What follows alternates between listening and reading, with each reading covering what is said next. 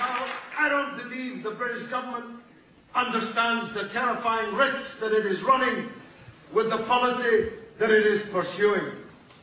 You've heard me say here before, they're always looking for some Muslim cleric to ban, some Muslim organisation to proscribe, some hapless imam to blame for the radicalisation of Muslim youth. How radical do you think Muslims in Britain are feeling after 2 whole weeks of watching this slaughter in Palestine?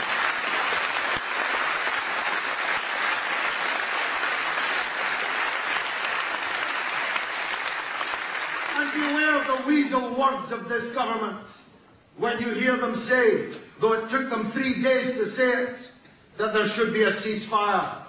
I'll tell you the ceasefire they mean.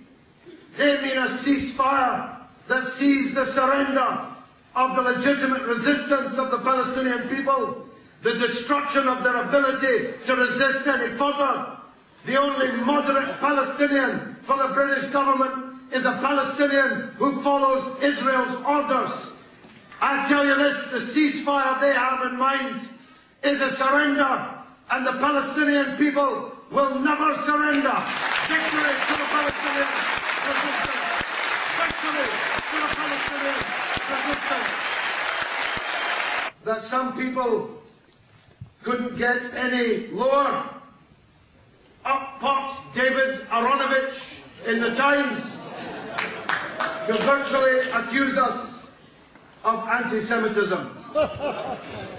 Let me say this to him, he won't be here either. But he'll definitely hear about this. Let me say to Mr. Aronovich, we're not saying this is the Holocaust.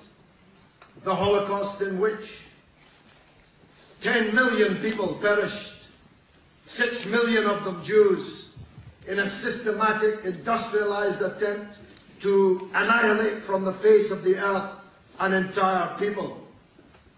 But it was the Deputy Defense Minister of Israel itself who promised the Palestinians a Shoah, a Holocaust, just a few months ago.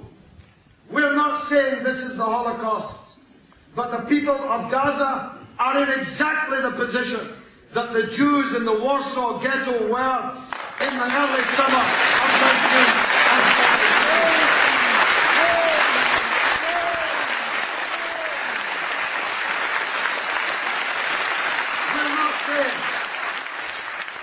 We're not saying that the Israelis are Nazis. We're not saying that. But collective punishment of a captive population is a Nazi tactic which should be ceased without delay. My last point is this, and I echo something my friend John Rees said at the demonstration on Saturday.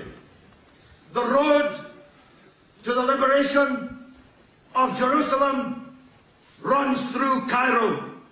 There is no possibility of this small Palestinian people resisting this behemoth.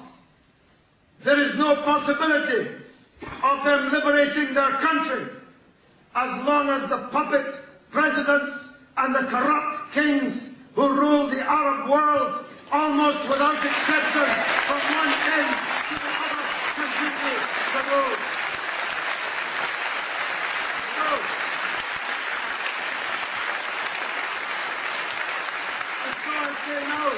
Again, what I said on Saturday.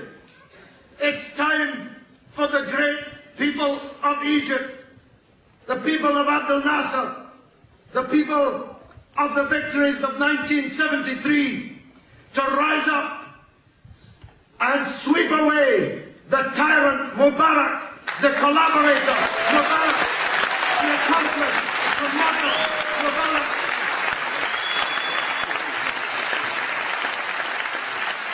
The great name of Egypt is being dragged through the mud by this 99.9% of the vote dictator. And it's time, for everyone's sake, that the tyrant must fall. Lastly, I'll be there on Saturday. So must you. This has the feel of a surging movement of people of all kinds in this country. It can be a rebirth following our defeat in 2003. We have to help these Palestinians who have been abandoned by virtually everyone else. Do you know that in the Westfield shopping centre, in Bluewater, in the shopping centres all round Greater London, there are people who have set up inside something called the Israel Shop, which has stolen goods grown on stolen land on sale, and people moving amongst the crowds, talking to them about how Israel has made the desert bloom. We have to march, yes, but we have to target Israeli products in every shop that's selling them and wipe this scourge out of our retail sector.